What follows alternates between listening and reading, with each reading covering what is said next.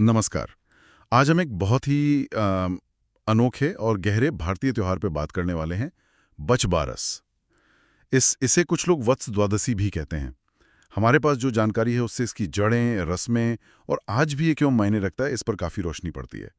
तो चलिए, इसमें थोड़ा गहरा उतरते हैं, समझने की कोशिश करेंगे कि इस त्योहार के पीछे की मान्यताएं क्या हैं, कैसे मनाया जाता है और आज के समय में इसकी क्या जगह है। सबसे पहले तो इसका नाम ही देखिए, है ना? बच या वत्स मतलब गाय का बच्चा। हाँ, बछड़ा। और 12 या द्वादशी मतलब महीने का 12वां दिन। जी, ये भाद्रपद महीने में आता है, कृष्ण पक्ष की द्वादशी को। मतलब जब चांद घट रहा होता है तब। अगस्त से सितंबर के आसपास पड़ता होगा फिर ये। हाँ हाँ, उसी समय के करीब। और ये नाम सीधा इशारा करता है कि त्योहार किसके लिए है, गौ माता और उनके बछड़े के लिए। सही। हिंदू धर्म में तो गाय को माँ का दर्जा दिया गया है ना? पोषण का प्रतीक। बिल्कुल। गौ माता, उदारता, जीवन देने वाली शक्ति। पुराणों में भी आपको माँ और बच्चे के मतलब गाय और बछड़े के इस पवित्र रिश्ते की कई कहानियां मिलेंगी। बछबारस एक तरह से इसी बंधन का उत्सव है। और इसे मनाता कौन है मुख्य रूप से? जहां तक मुझे पता है महिलाएं ज्यादा मनाती हैं, खासकर माताएं। जी हाँ, बिल्कुल। महिलाएं, विशेषकर माएं, अपने बच्चों की लंबी उम्र, उनकी अच्छी सेहत, खुशहाली के लिए ये व्रत रखती हैं, पूजा करती हैं। अच्छा। और इसमें गहरी आस्था ये भी जुड़ी है कि जिन माँओं ने दुर्भाग्यवश संतान खो दी है या जो संतान चाहती हैं, उन्हें इस व्रत से देवी का विशेष आशीर्वाद मिलता है। तो ये एक तरह से पीढ़ी दर पीढ़ी चलने वाली देखभाल और सुरक्षा की प्रार्थना हुई। सही कहा। और इसमें एक बहुत खास बात है जो इसे शायद दूसरे त्योहारों से अलग करती है। वो क्या? इस दिन दूध या दूध से बनी कोई भी चीज इस्तेमाल नहीं करते, खाते पीते नहीं है। अच्छा, दूध बिल्कुल नहीं। जी। और ये सिर्फ एक परहेज नहीं है, ये प्रतीकात्मक है। ये दिखाता है कि माँ के दूध पर पहला हक बछड़े का है, उसका सम्मान करना। वाह, ये तो बहुत ही मतलब गहरी सोच है इसके पीछे। माँ बच्चे के रिश्ते को कितना महत्व दिया गया है। बिल्कुल। तो फिर दिन कैसे बीतता है इस त्योहार का? क्या क्या रस्में होती हैं? दिन की शुरुआत अक्सर सुबह जल्दी, सूरज उगने से पहले नहाने से होती है। पारंपरिक कपड़े पहनते हैं, फिर पूरे दिन का उपवास रहता है। जिसमें दूध या दही, पनीर कुछ नहीं। हाँ, कुछ नहीं। फिर शाम के समय गाय और बछड़े की पूजा होती है। उन्हें नहलाते हैं, हल्दी कुमकुम लगाते हैं, सजाते हैं, फिर उनकी आरती करते हैं। अच्छा। उसके बाद बिना दूध का बना हुआ खास खाना, जैसे गेहूं या बाजरे की चीजें, वो पहले गायों को, ब्राह्मणों को या जरूरतमंद लोगों को देते हैं।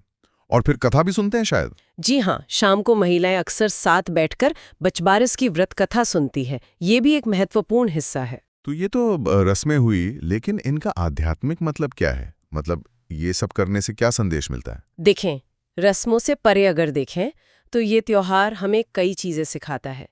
पहली तो गायों के प्रति दया और आभार, जिन्होंने हमें पाला पोसा।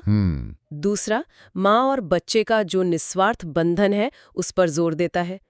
फिर ये हमें प्रकृति से, खेती बाड़ी से जोड़ता है और उपवास के जरिए त्याग और खुद पर नियंत्रण रखना सिखाता है। तो मूल रूप से जीवन, पोषण और पीढ़ियों के बीच देखभाल का जो चक्र है, उसको मानना और सम्मान देना है। बिल्कुल सही। जीवन का उत्सव है ये। और ये भी सुना है कि भारत में अलग-अलग जगह इसे थोड़े अलग ढंग से भी मनाते हैं। हाँ, थोड़ी विविधता तो है।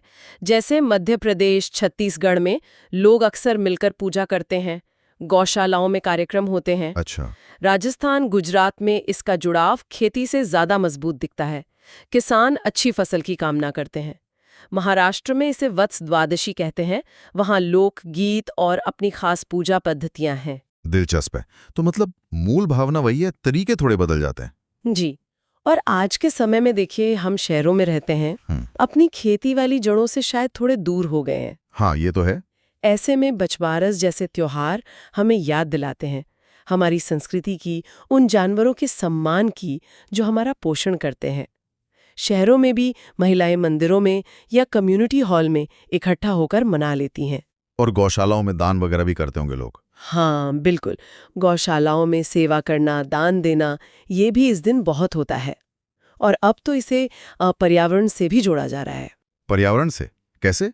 मतलब ये कि गायों की देखभाल करना सिर्फ धार्मिक बात नहीं है, ये हमारी बायोडायवर्सिटी, हमारी खेती और आने वाली पीढ़ियों के भविष्य से भी जुड़ा है। एक तरह से सस्टेनेबल लिविंग का संदेश।